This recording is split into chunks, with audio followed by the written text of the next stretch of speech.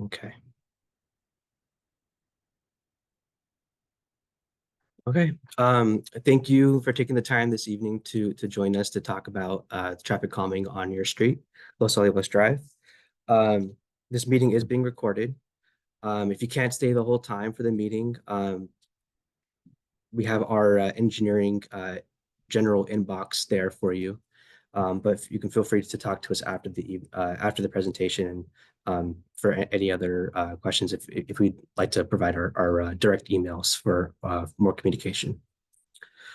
So just quickly before we go into the presentation, just go over some instructions for those of you on Zoom. The participants window on the bottom left allows you to change your name if you'd like. Questions and answers. We ask that you hold all questions for the end of the presentation. We'll allow for a discussion and questions portion at the end of the presentation. There's a little chat window there for you to click. For those of you joining us via Zoom, if you have any questions, just feel free to type them in the chat, and we will repeat the questions aloud for everyone here in person to hear those questions as well. And we'll do the same thing for people in person. If you have questions, we'll repeat them for those of them on Zoom so they can hear the same questions. There's a raise hand feature in the React button, I guess depending on which version of Zoom you have. There's a little expanded arrow there. You can click to raise your hand in that area. And so just save those questions for the end again, just so that we have a chance to maybe even answer your questions with later slides. So yeah. Okay. So again, Los Olivos Drive. All of you are here for the traffic calming. We've received various complaints over the years for Los Olivos Drive. And a neighborhood champion was nice enough to collect signatures for a petition for level 2 and level 3 traffic calming measures for Los Olivos Drive. So we're here because of that and to discuss some information, data that we've collected along Los Olivos Drive recently, and to kind of go over some next steps. So for today's agenda, we'll go through introductions. We'll introduce all of us here. We'll go over just generally what the neighborhood traffic calming program is and the process and procedures for that. We'll go over some background and existing conditions for Los Olivos Drive, followed by data collection and analysis. We'll keep it simple. Won't get too into the numbers there. Ultimately, there's certain trigger criteria that needs to be met to be warranted for the program, but we'll go into that further later. After that, we'll go into the program compliance, followed by next steps, and then at the very end, we'll open for discussion and questions. Okay, so would you like to go? Hello, everyone. Everyone online. My name is Steve Chan, City of Santa Clara's Transportation Manager. I oversee the traffic division for the city and here to support Chase on this event. Thank you. Hello, everyone. My name is Olivos. I'm the senior engineer for our operations and maintenance team. I'm here to bring questions together. Great. Thank you. Steve and Ajmal just introduced themselves. Steve is a transportation manager. Ajmal is a senior engineer. And myself, my name is Chase Levasseur, associate engineer for traffic engineering. So a little bit about the neighborhood traffic calming program. The program was adopted by the city council in 1999. I think we're approaching the 25-year anniversary. The program was intended to address local neighborhood traffic concerns. There's it was meant to establish a process and procedures for handling all the various concerns that the city receives. And more importantly, it established some guidelines for community involvement. One of those was neighborhood champion collecting signatures for a petition to kind of trigger this meeting to happen. Um, and what the traffic calming program does is it also establishes three increasing levels of traffic calming measures. We'll go over those levels shortly. So level one are the basic treatments that would be for a neighborhood. So it involves just education, such as this meeting. We have enforcement with Santa Clara PD, signing, striping, potential parking controls, and the radar speed trailer deployed by our Santa Clara Police Department. The next level up would be level two, and that involves street alterations, involving chokers, chicanes, gateways, rumble strips, and etc. We'll go over what those are towards the end of the meeting. And level three, these are more major street alterations that may impact overall access to the neighborhood.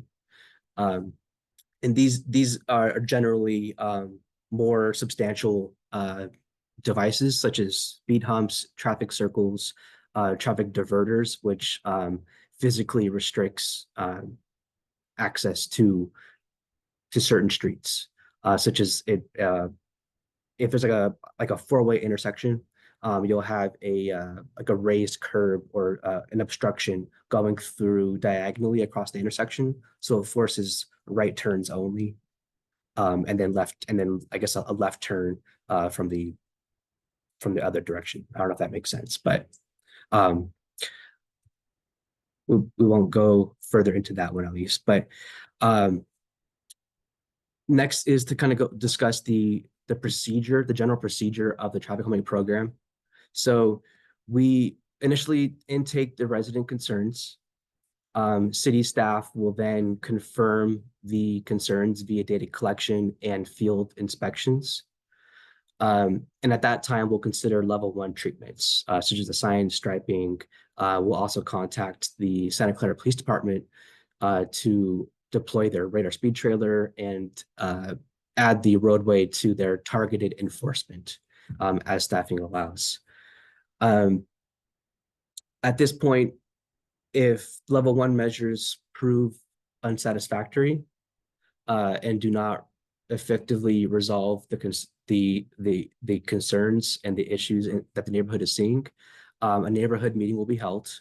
That's where we are right now. And we will consider level two and level three treatments and determine if the criteria is met for those two next levels of treatments. Following that process and this meeting, we'll need to issue a resident survey to identify which improvements, potential level two or level three measures that would be considered for the roadway. Now, an important thing to note for that step is that we do need 70% approval from homeowners along that roadway. It needs to be issued from a city survey. The neighborhood petition that was signed is the trigger to get this process started. So following this meeting, we'll be sending a survey to everyone in the neighborhood to gain their vote for which measures we ultimately kind of narrow down today. Now, it's also important to note that within 100 feet of each of those improvements, whether so like just for example, if it's like a speed hump, we need 100% owner compliance in agreement from within 100 feet of that device. So essentially within a 200-foot window on both sides of the street, we need homeowners to be in agreement to have that device placed there. That's where things can kind of get tripped up a little bit. Everyone says, I want these improvements, but I don't want it in front of my house. So as part of this petition process is to try to get everyone, in agreement and hopefully acceptance of these devices. Once we kind of narrow down those selections, we'll go to city council, and they will vote to approve or deny the recommendations kind of collaborated by the residents and the traffic engineering team. And then that'll follow by design and construction. Okay, so level one treatments are generally applied for all streets. All streets are eligible for level one treatments. Now, what treatments in the level one bucket are applicable to each street is kind of up for determination by the traffic engineering team, and we kind of like to take steps if we can. But for level two and level three, certain criteria have to be met. On the screen, I have here 2-lane local residential street with at least 75% residential frontage, which Los Olivos is 100%. So that's not an issue here tonight. Posted speed limit is 25 on the street. Los Olivos is that. Daily traffic volume between 1,000 and 3,500 vehicles. 85% of vehicles measured during the data gathering period needs to be traveling at 33 miles per hour or greater. The roadway cannot be a primary emergency response route or a transit route. And the streets for consideration, if these devices can potentially divert vehicles onto other parallel running streets, that's something that we take into consideration, and we don't want to do that as well. So now to kind of jump into the background and conditions. As you can see here, we have Los Olivos running north-south. On the left, we have San Tomas Expressway and Los Padres there on the right. You guys all are familiar with the area. So prior to the year 2000, I don't have the exact date or year that these were installed, but Los Olivos has had center line, edge lines, 25-mile-per-hour signs, and 25-mile-per-hour pavement messages. Those have all been there since at least the year 2000, and they continue to be there today. Those are all considered level one treatments, by the way. In 2014, the city received a petition from 4 residents for traffic calming and an intersection study at Los Olivos and Serra. Ultimately, after a study completed by traffic engineering, it was determined that Los Olivos did qualify for the neighborhood traffic calming program. It qualified for level 1 and level 2 measures at the time. And the recommended improvement at the time was 25-mile-per-hour drive with care floppy signs in the street. In 2019, the city received another request for traffic calming. We collected data again, and unfortunately, it did not meet the criteria for traffic calming program at that time. So traffic engineering, I think, refreshed some of the messages, and no major improvements were recommended. In 2024, the city received another petition, as well as resident concern, preceded by resident concerns. And we received the petition for installation at level 2 and level 3 measures. In preparation for the meeting, we collected traffic data again, and we'll go over the results of that traffic data next. So I'll try to simplify this slide here for you. We have 2 essentially important rows here. It's Los Olivos Drive. We collected data at 2 locations along Los Olivos Drive. If you guys drove over those, they're the little black tubes in the roadway. Hopefully they didn't disturb too many people at night. That's always a concern that we have for neighborhoods, but it's important that we get that data. And we also asked our traffic data consultant to deploy a camera it records the intersection of Los Olivos and Serra. Um, low quality low quality footage, so it doesn't record anyone's faces or license plates. It doesn't record any of that, but it does get the data enough data to determine how many cars are coming from which direction and which way they're turning. So something to note for this is that Los Olivos it did meet the 1,000 vehicle threshold for the volume. So that's good, and it also did exceed the 33 mile per hour criteria. As you can see, for northbound was a little faster than southbound. Um, Not quite sure. Without further study, there's not really much of a explanation for that, but I'm sure we could attribute that to some assumptions there. But um, the key takeaway from here is that the volume and the speed criteria are met for Los Olivos Drive. So because of that, Los Olivos Drive does meet the criteria, and uh, consideration for level 2 and level 3 measures are there. However, Los Olivos Drive is identified as a primary emergency response route. So level 3 measures are not available for Los Olivos Drive. But level 2 measures are available. So in the next slides, we'll go over what level 2 measures are there for us to pick from. Sorry. So the first slide here, we do have a level 1 measure here, and we included the radar speed trailer for the purpose that we can ask our police department to deploy the radar speed trailer again, and we can collect data to see if if speeds do in fact lower when a radar speed sign is out there. So if that's the case, a permanent radar speed sign can be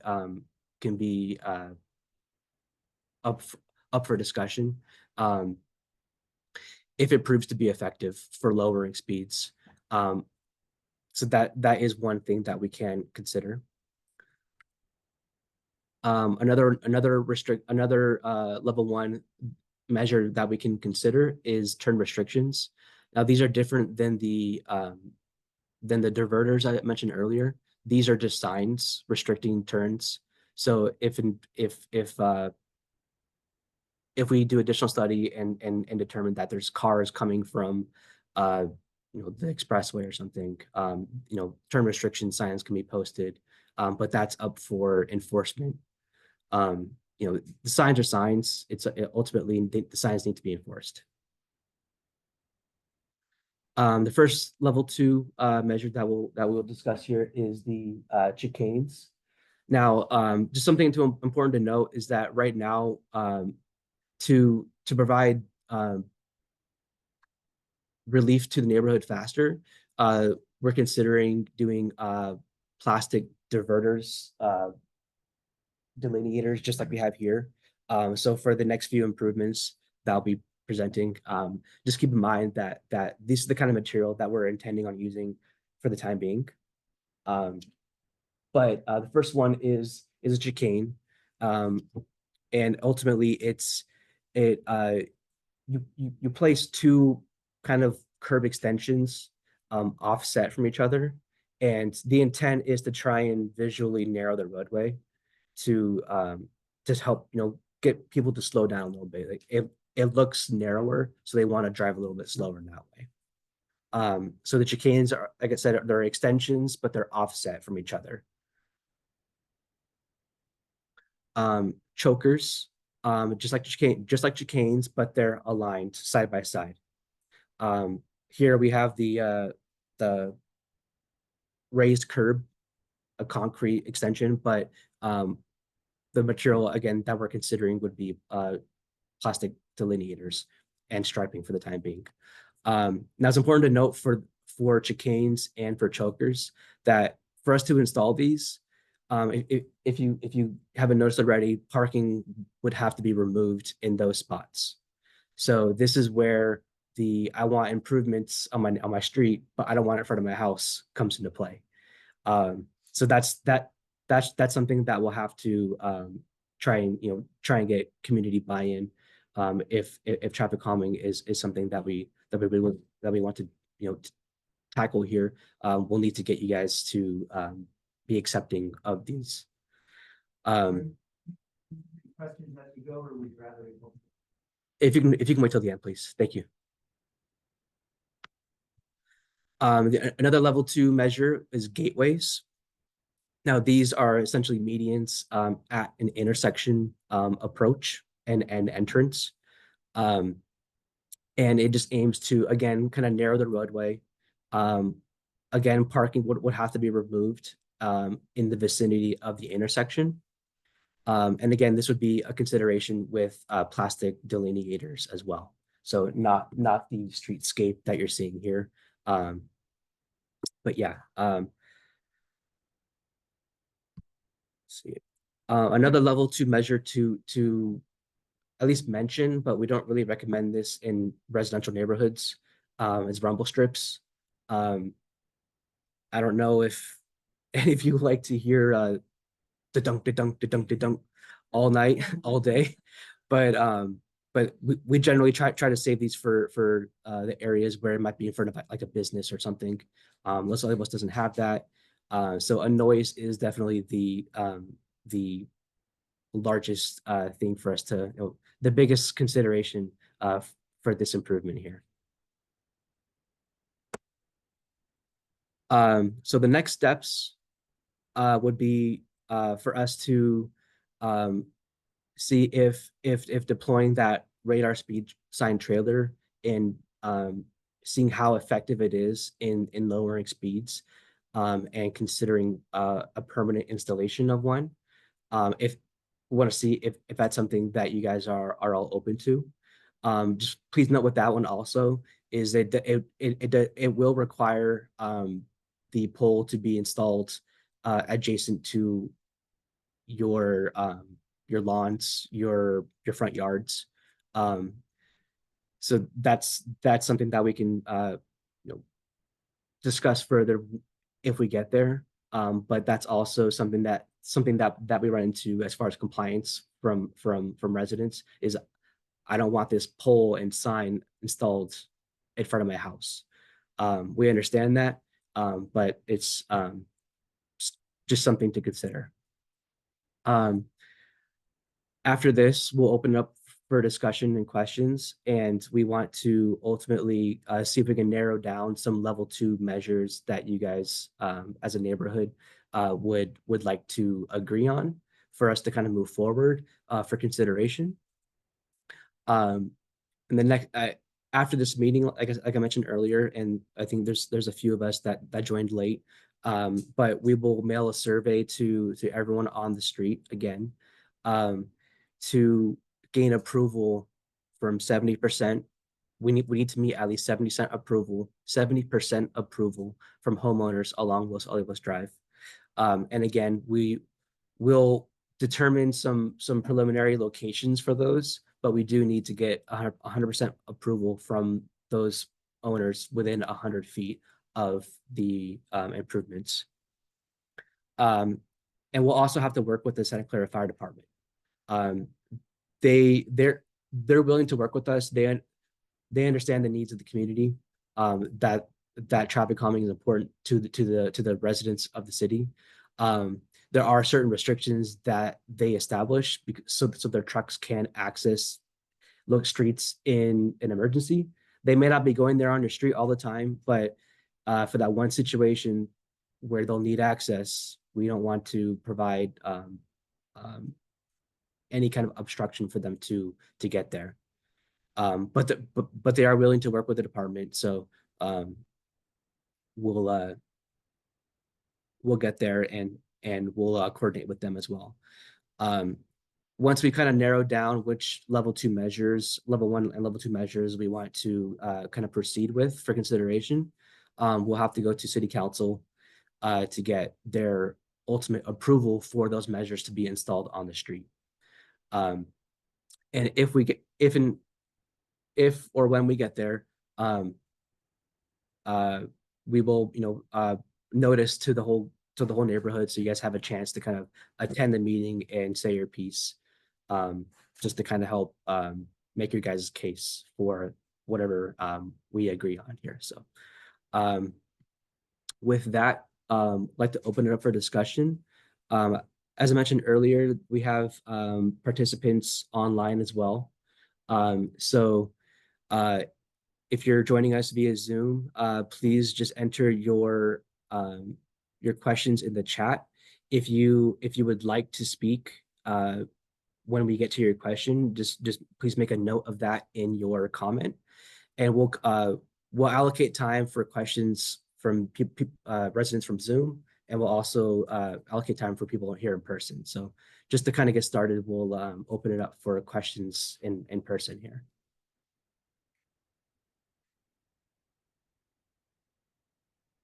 Yes. So the radar little truck, I remember seeing it on our street. Mhm. So do we still have the data from that couple of weeks that it was there? Does that make any difference? Let me just repeat that for those online. So the first question we had was a resident stated that they saw the radar speed trailers on Los Olivos previously, and they're asking if the data is available currently. We can talk to our Santa Clara Police Department and see if they have that data still. They deploy that on a weekly basis around the whole city. So I don't know if they had that data on hand, but we can check.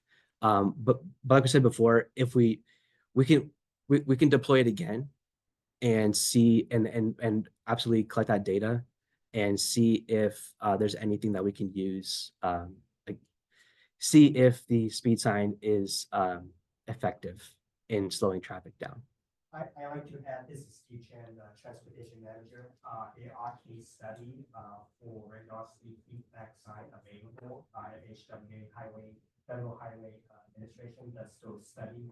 Generally, when they are newly deployed, they are more effective because it's new. So they are higher compliance rate or reduce speed more, generally about 5 miles an hour average. Over time, they increase their effectiveness somewhat. It generally lower to about 3 miles an hour slower than without the sun. So generally, they do reduce travel speed. However, their effectiveness kind of goes down a little bit as time goes on. So just to repeat that for those on Zoom, if you didn't hear. There are studies available online, notably from the FHWA, the Federal Highway Administration. That shows statistics that radar speed signs are effective. They are effective in lowering speeds. However, over time, it does have less of an effect on speeds. So generally 5 at initial deployment, 5 miles an hour speed reduction at initial deployment, and generally reduced down to about 3 miles an hour over a longer period of time. Oh, yes. Sorry. Thanks for clarifying that.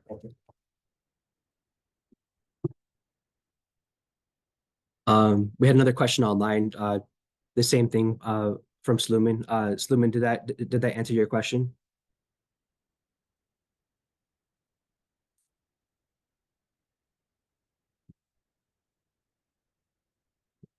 I think so. We'll wait for him to comment back on that. But Can we have input on where that is located?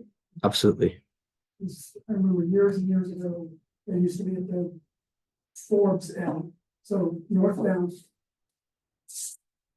But the little radar truck was within the first house of the intersection. So by the time you turn the corner, you're not going 25 now, Mm-hmm. but now you have a half a mile. To just really fly. So it needs to be further strong for northbound, it needs to be any direction, it needs to be somewhere, not. So, Agreed. Generally, the vehicle speed is the highest in the middle of the segment where people accelerate up to whatever speed they travel and generally slow down as they need to come to the end. So totally agree that the midpoint area would be an ideal location for radar speed effects. Sorry, I just for those of you on Zoom, a resident asked if that radar speed trailer can be placed at a specific point, because previously it was placed too close to Homestead. Sorry, too close to Forbes for northbound Los Olivos traffic. And traffic engineering agrees that the trailer should be placed closer to mid-block of the corridor. Generally, that's where the speeds are highest. Sluman, I see that you're interested to see if we have the data from the one on Los Padres. Again, that would be a question for our Santa Clara Police Department to see if they have the data from the radar speed trailer from Los Padres. We have to ask them if they have that. My guess is they might not have that right now, depending on when it was placed out there. Oh, the permanent sign. Okay. We'll have to look into that. We, like I mentioned earlier, this meeting is being recorded. So this information will be posted to a website on the city's website under the traffic engineering page. On there, we'll post information about this. If there's information about the speeds on the signs, we can summarize that data and provide that on the website. So we can investigate the radar trailers, and we can investigate the permanent signs on Los Padres as well.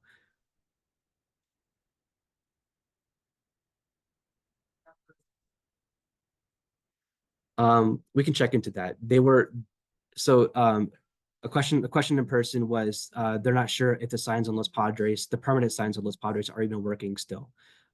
We did have a contractor maintain those a couple years back. We can double check to make sure that it's still working. But last time I was out there, I did see it working. They are set up to only turn on at certain speeds. So if you didn't see it, you're probably driving the speed limit. So which is a good thing. So yes, yes. Another question. Modifications that you can make, there was like the S curve with plastic, whatnot. Correct. I've never noticed those around, and you say, well, we have to get Santa Clara Fire Department's approval. I'm just wondering, do they ever approve that? Because I think it'd be hard to move a truck down the street that didn't have that. Of course, if I were the driver, you could just go over the plastic, if you're really with an actual fire. Might be worth it. But so does that actually happen, or is that just like a good idea that doesn't have been implemented? So the question was regarding the chicanes and the chokers. Are those actually installed in the city? Are they recommended? Are they effective? Because we haven't seen many in the city. That's true. We haven't seen a lot of them, but a lot of them, I mean, they would be installed through this traffic calming program. Generally, those if they're designed appropriately, they are effective. Ultimately, it's what the fire department and what the residents are most comfortable with. Some cities will essentially like bulb them out so far as to physically move cars left to right as they go through it, through the chicanes, or if they're chokers to forces them down into one lane. For Los Olivos, that's not necessarily something that we would like to consider. We how we would recommend installing them would essentially take up the parking lane, and they would go up to where those edge lines or fog lines are currently. So I'm sorry, there it's not technically a bike lane. It's a parking lane, but it's on Los Olivos. Oh, I'm sorry. Okay. Well, it wouldn't they wouldn't be placed in the path of travel for bikes or cars. They'd be placed up to the edge of a traveled way for bikes or vehicles. Can I follow up? Sure. But my question is, have you seen this happen in Santa Clara? Do you happen to know? Do they ever do it in Santa Clara? So the question is, does Santa Clara ever install those? To my knowledge, I haven't seen them yet. I've only been with the city for a few years. Um, I I don't know that I've seen them. I know um if you go to Rivermark Parkway over by Agnew and Montague, um that that street from the shopping center, from the traffic circle all the way up to, I believe it's Garrity. Um, that street has concrete curb extensions and chokers. So those were installed with the city with the plans for that development. Yeah. So essentially that's what it would look like, except with plastic delineators for Los Olivos. Sure. I want to follow up with another comment. Mute. It is me. I'm me. Okay. Oh, speaker. Sorry.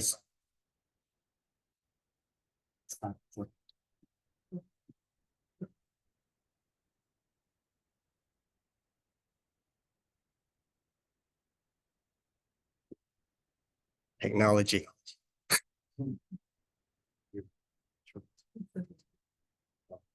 Okay.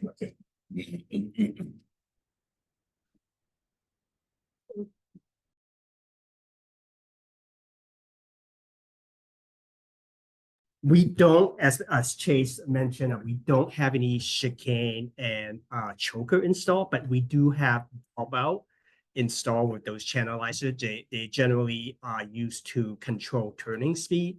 So they are somewhat what we believe are effective in slowing turning speed. We believe the choker and chicane would have similar effect on traffic speed.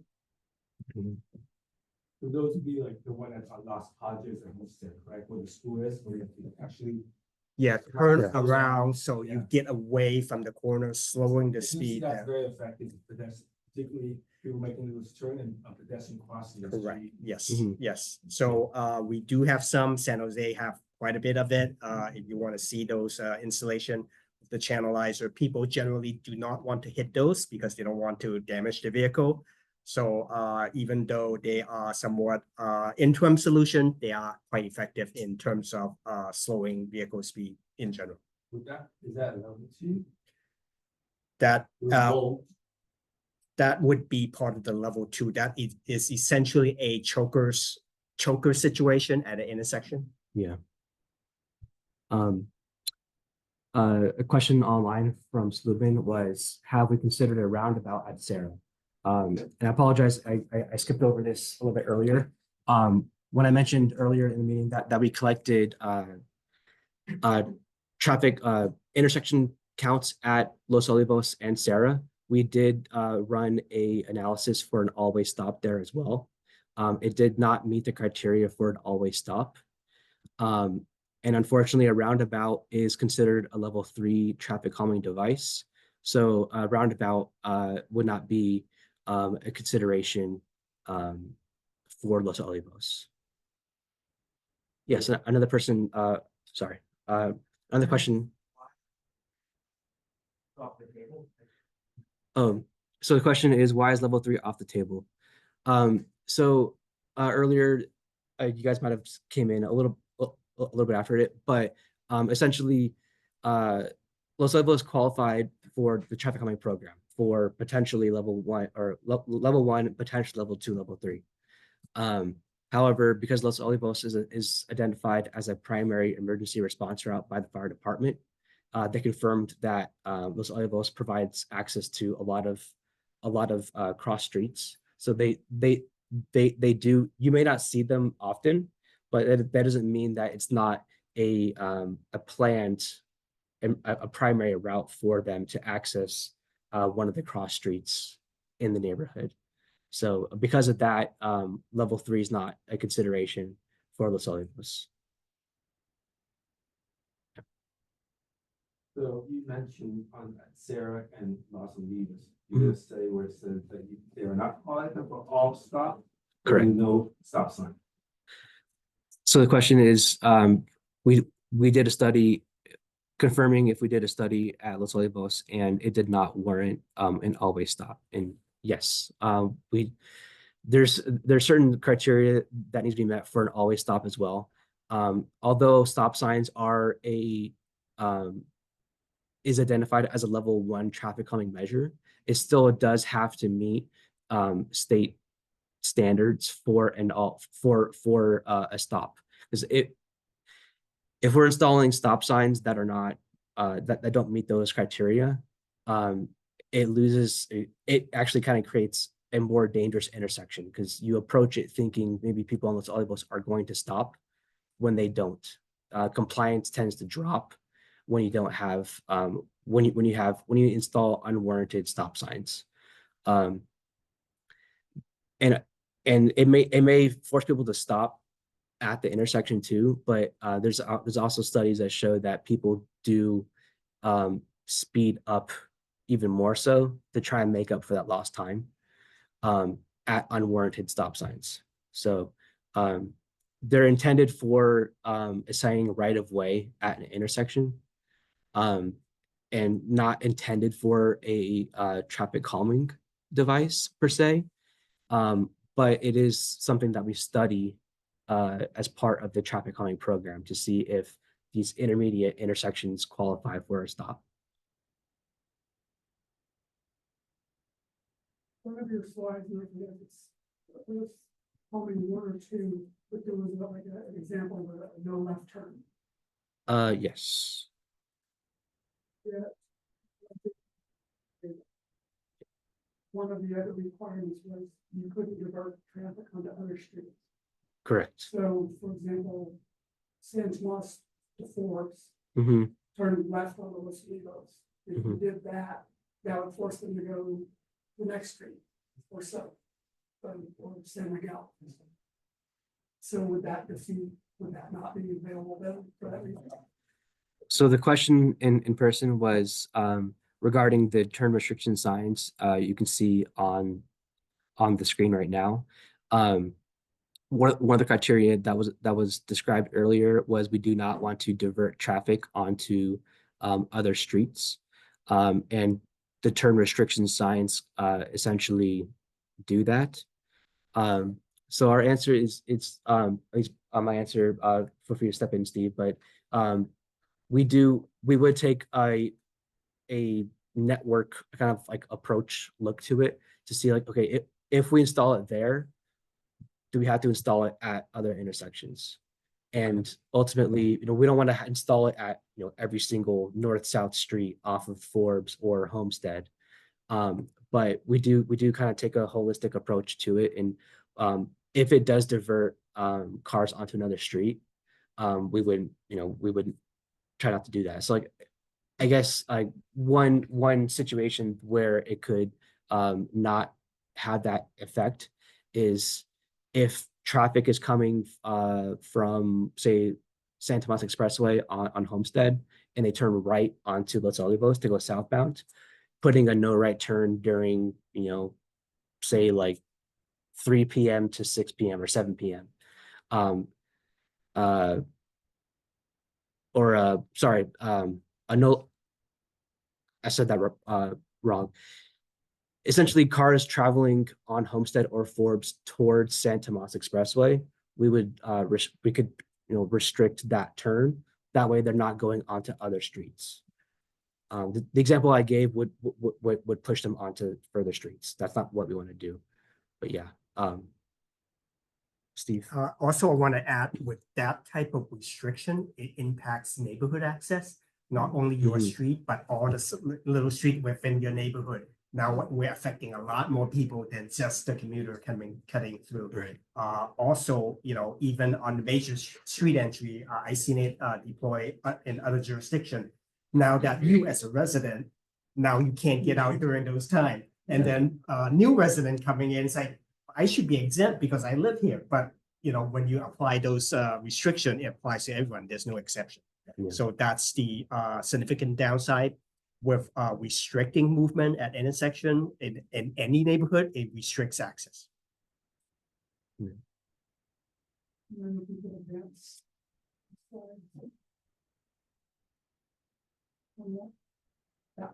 Okay. So let's say that's Sarah. So one of the things that bugs me a lot is mostly those, if you're turning left on any of those multiple side streets, I see people cutting into that right lane, oncoming right lane Mhm. a lot. Mhm. And it's always just scared me that somebody's gonna be, I don't know if there's any studies or any accidents that ever happen, but having a little middle thing there, I think would be great. And maybe more than just Sarah, but it's Okay. So we have I guess a more so of a comment from a resident here in person.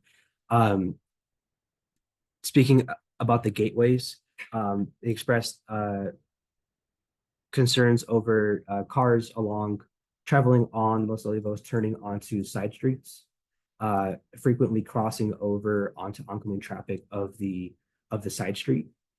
So if you're on a stop sign trying to turn onto Los Olivos, cars coming off of Los Olivos would travel onto the wrong side of the road. One project that we have coming up, right, which I'm not sure when they're starting exactly, but they're upgrading the ramps at the intersections. So they're having now. Okay, so I'm sorry. Well, that's good. Good timing. So with the project of updating the ramps, they're also updating the striping at the intersections. So a center line will be striped, a 50-foot center line will be striped at each of those intersections on the side street with we call them little markers, the little reflectors on the street.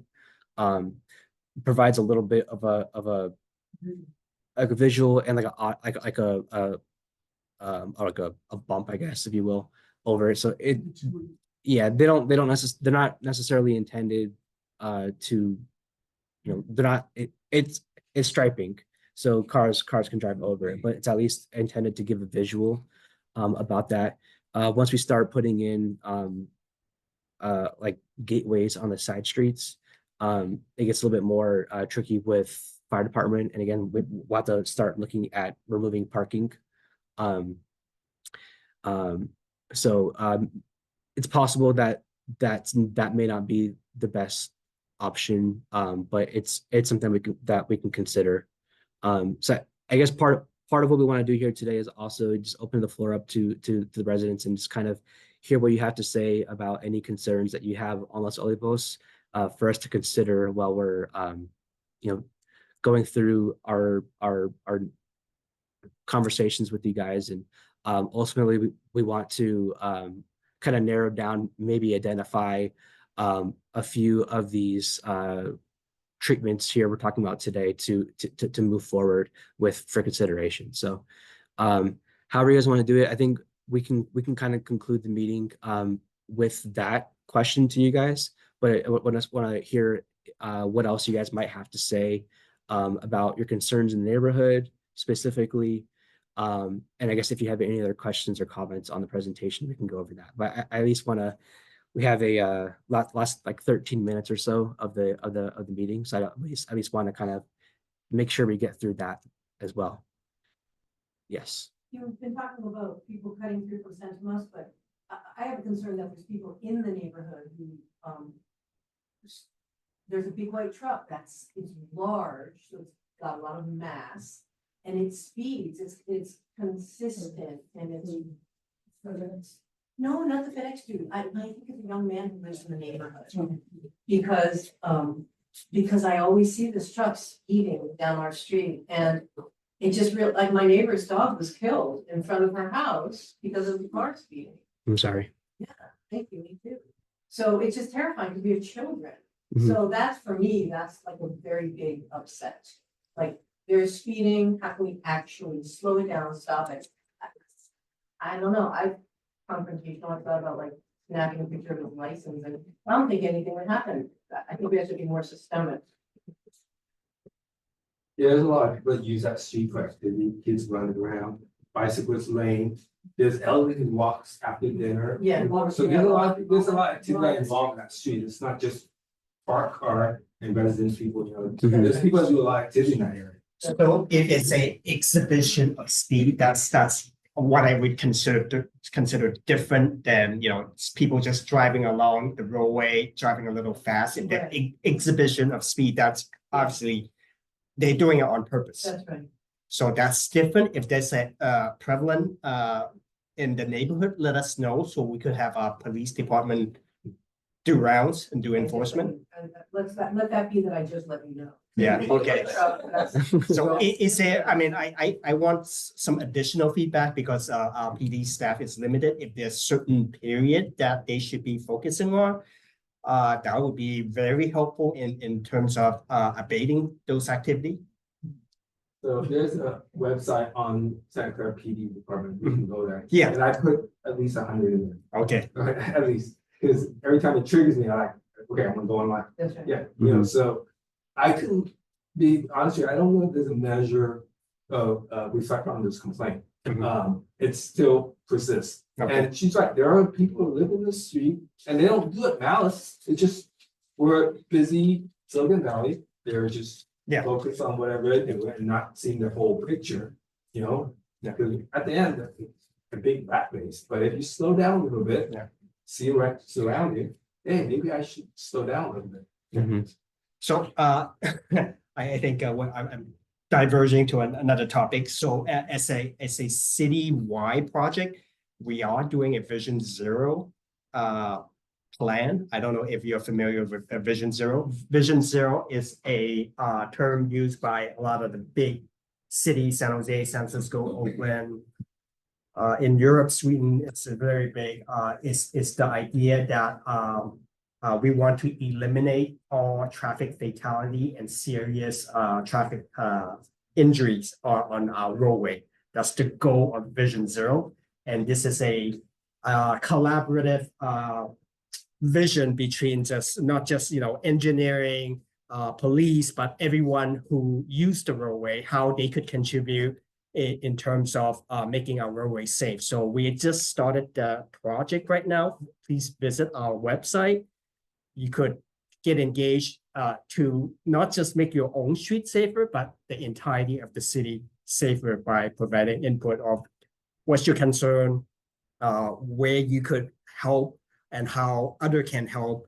Our police department, our medical facility, our elected official, our teachers, our students, our employer, how they could engage the community in making traffic safety a lot better. So that's tooting our current project. It's kind of a step up from the traffic calming program. Like the traffic calming program sets standards and for procedures and how we analyze the streets and what improvements are applicable for those streets. And the Vision Zero program kind of takes it a step further. It's more of it's a stronger city commitment to improving streets. So it kind of supersedes the traffic calming program. Yes. Yeah, I guess to could ask something on top of that, if we're thinking big picture, this Vision Zero sounds really great. Getting back to the specifics of what's happening Sure. on Los Olivos, the barrier is the fire department. And I know there are ways to have plans to say when we purchase new fire department vehicles, there are smaller versions that are more agile, more they can maneuver on smaller streets. They're used around the world very effectively. Can we have that be part of the plan too? So then we don't have any barriers in neighborhoods where we have to get these monstrous vehicles down because someone fell. We have to bring a hook and ladder, but instead have the ability to bring a smaller vehicle that's more appropriate to what's at hand. I know a lot of other places are looking at that sort of thing.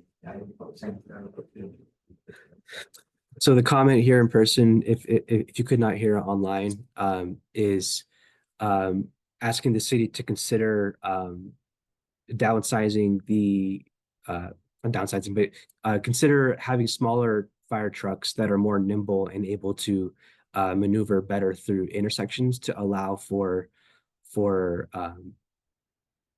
additional for more effective measures on streets. And that's something that we can bring up with the fire department.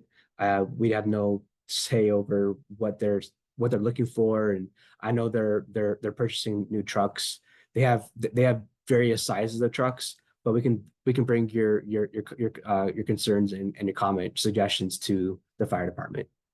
Yeah, you're welcome. I don't. Yes, so this presentation, as well as other important documents that we want to share with the community, will be available on the website. We haven't set up a page yet, but a website will be set up soon.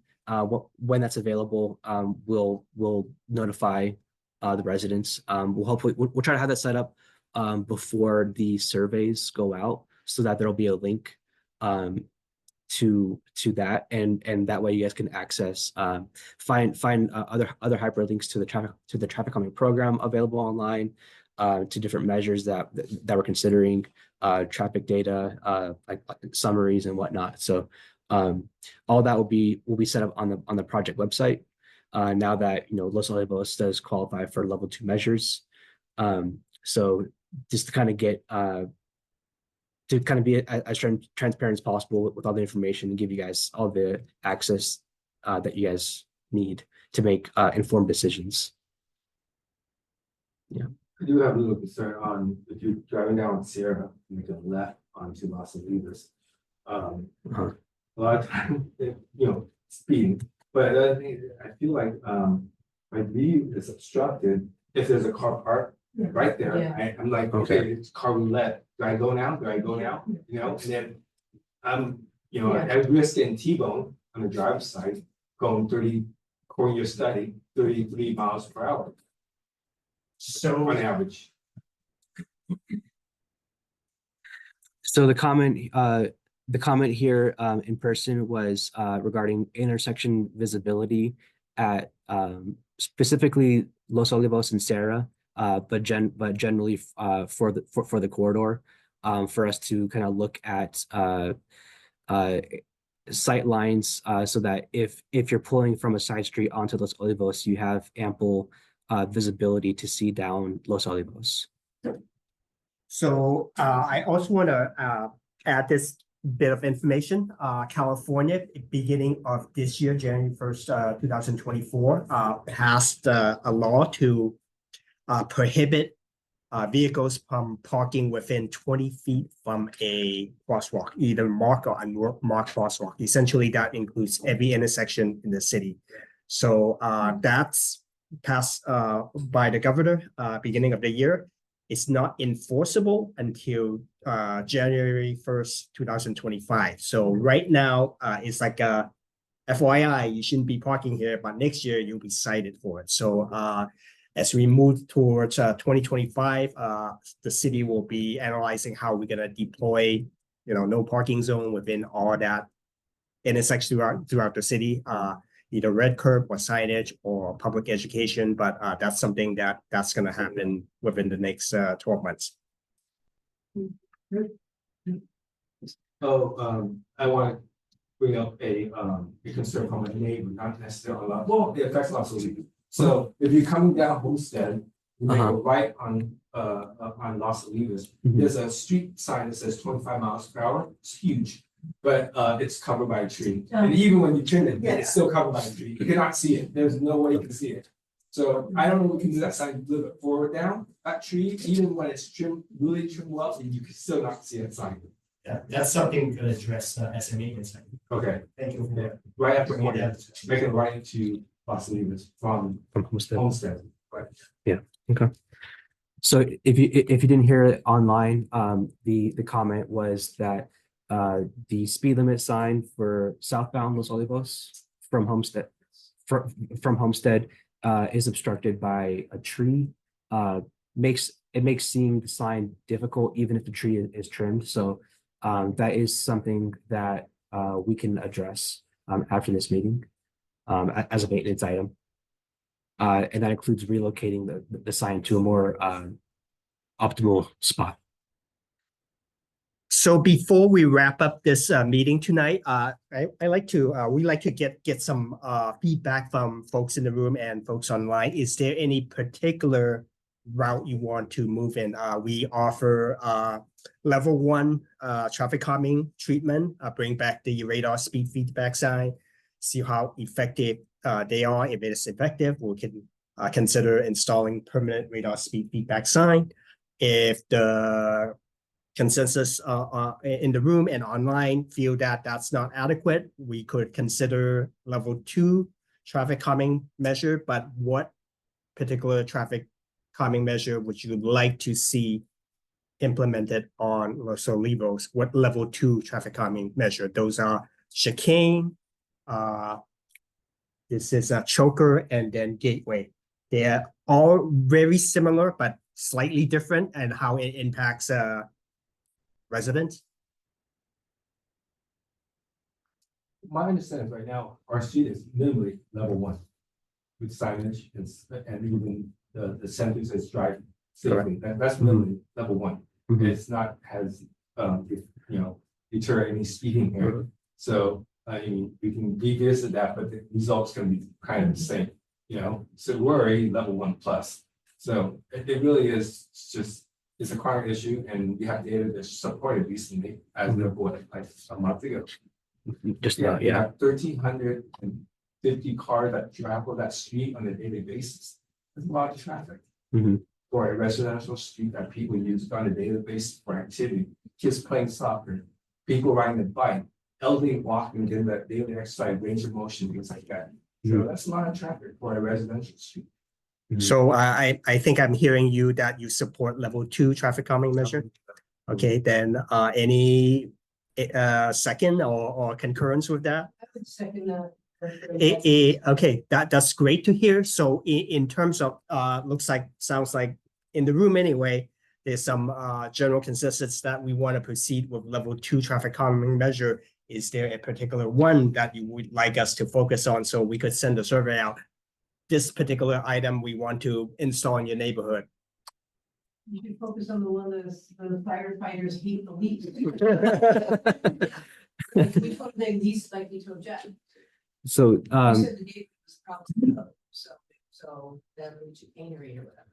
well, we can run turning templates on our computer software that can we can design any of these to accommodate the fire trucks. The ones on the sidewalks up against the sidewalks, the chicanes or chokers would probably be better because if it's in the middle of the roadway, it's probably going to end up being a little bit narrower because of the trucks. So yeah, I think the ones along the curb frontages would be probably they'd be larger at least. But yeah, just please know, like with all these, parking removal would be required for any of these. So we can choose these, but just also know that we're going to have to get a consensus for that as well. So But yeah, I guess just to answer your question more simply, we can design any of these to accommodate the fire trucks. So yeah, you're welcome. Like in the immediate term, I know these things is a process. I think anything that you can address quickly or immediately would be some type of visual, whether moving that's 25 miles per hour further down, we can actually see it. Mhm. Perhaps even somewhere middle of Los Olivos, maybe some pavement signage is still at 25 miles per hour. It's still is. Not just the front, just not at a turn, but in the middle too as well. So it just, Yeah. I don't think people drive quickly to be malice. I mean, majority of them might. It's just that they don't have that feedback. That's like, hey, I'm driving unsafe. Yeah, regardless, I think we're gonna ask a police department to deploy the speed feedback sign trailer just to have something additional out there, like you mentioned, something above and beyond what we already have. Like you mentioned, it's just currently what we have doesn't seem to be that effective anymore. So we can do that. And then again, level 2, is there any particular one that we should focus on, or? I have a question about the chicane, the one where contamination leaves. Yeah, Sure. Does that promote people? When you have two cars coming, is somebody gonna try to speed up? No, because Is it a game of chicken? Trying to- yeah, so like Steve. you mentioned, Sorry. So just to repeat the question, for those online, it was a question about the chicanes. Are they gonna force cars, or kind of promote cars to drive onto the other side of the road, into oncoming traffic? So it's not gonna be designed that way because we have bike lanes on, let's say, Olivos. So we're not gonna pinch those out and eliminate them, and now they have nowhere to go. So that's not in the intent. Essentially, the area of the chicane will be the area of the parking area is not gonna extend into the bike lane. I don't believe that that's what we're gonna do. Where we have opportunity, we want to narrow the travel lane as well. Like I said, anything visually narrowing the roadway tends to slow people down to come into that pinch point. So that's our intent on any of these feature, while still allowing vehicles to go through, the bicycles to go through without crossing each other's path. So that's the intent. Intersection of bump outs that narrows that. Mhm. So those would be made of plastic tubes. Yes, so those are not only cheaper to deploy, quicker to deploy, allows us to do more of them throughout the city. So that's why we are kind of leaning on those. And, you know, Well, they would. So it's So there was a question asked about doing a curb extension essentially at the intersection all along Los Olivos. That's still gonna likely impact on street parking to those corner parcels. So it's yeah.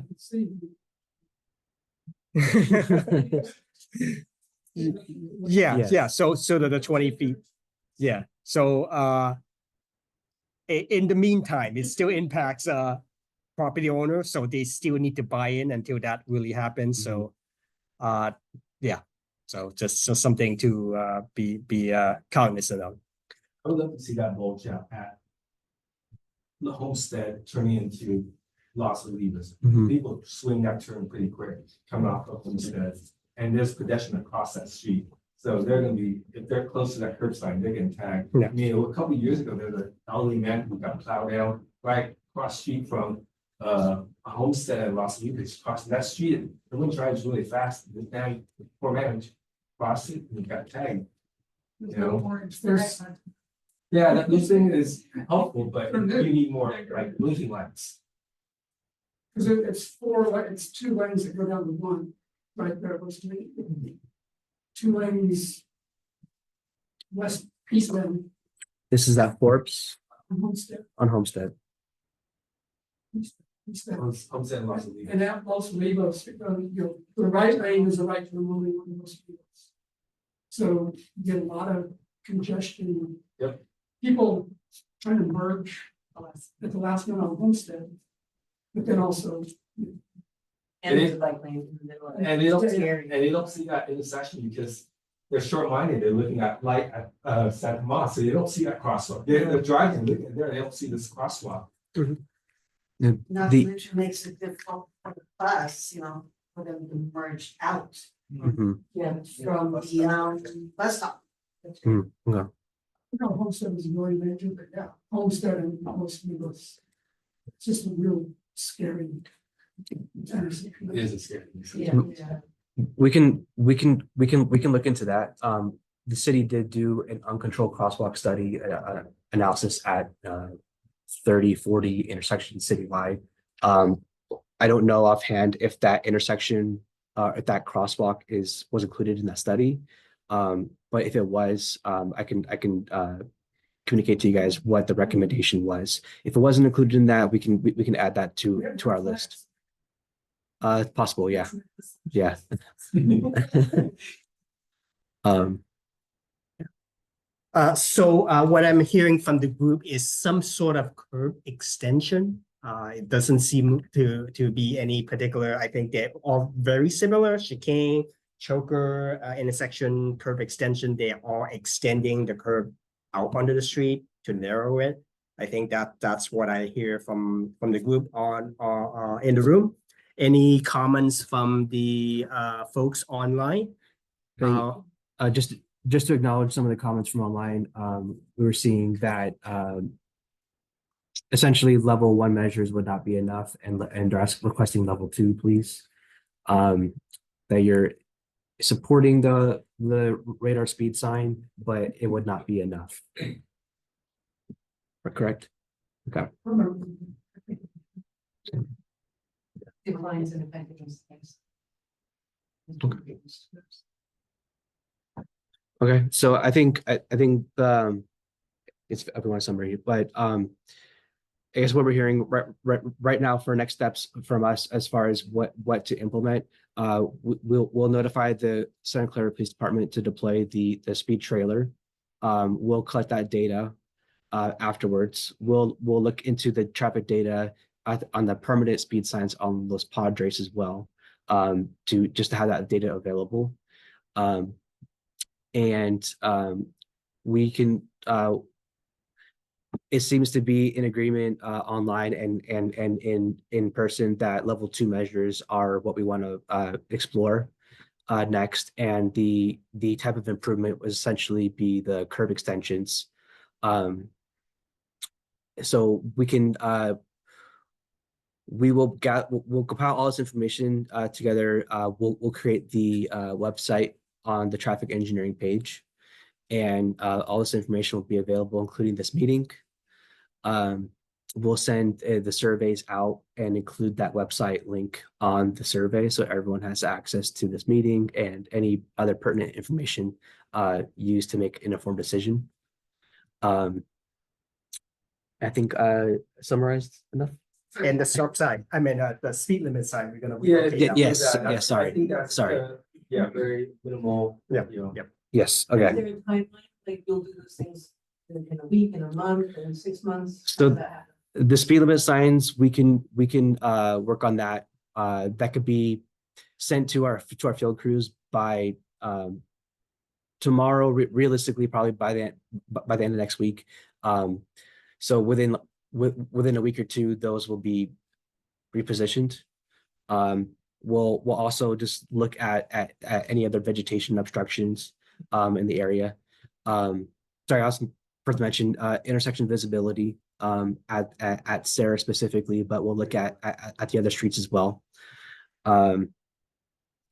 And Radar speed feedback sign, so we gotta make that request to PD, depends on how they have scheduled it. We'll make that request, it gets deployed on Los Olivos, but we can't promise any date because it's out of our control at this point. and we'll talk to PD about the complaints that you put on their specific website, and see if they can get someone out there a little bit sooner, so. Do you have a time period also in here? It's very hard to, it's the time period that whatever kind of triggers me to do one. So it's just when you submitted the, Whatever triggers it, I'm doing it right now, you know, so. okay. This side, Okay. oh, it's this guy again, it's this guy again, you know, I mean, not, you know, Okay, yeah. And we'll also add the uncontrolled crosswalk, or we'll look into that uncontrolled crosswalk on Homestead as well. If it wasn't included in the study that was previously done, we'll study it. But regardless, we can give you guys a timeline on that as well too. yeah, that's a dangerous. Sure. That is Dangerous dangerous. one. Sure. Because it connects the two neighborhoods from Marianne to Los Olivos. Okay. And that is a dangerous. We'll likely handle that outside of this traffic calming initiative. But yeah, I'm taking that as an official request and we'll notate it in our tracking system. Yeah, you're welcome. I think that concludes our meeting tonight. Thank you all for coming. We appreciate your comment. Thank you, everyone. We'll be stopping the recording here shortly. If anyone online has any other questions, just feel free to send them to us. I'm gonna type our engineering email address as well in the chat. So if anyone has any questions, you can send your questions and comments directly to this email account, and they'll be forwarded to us. Yes. For those in person, let me go to the very beginning.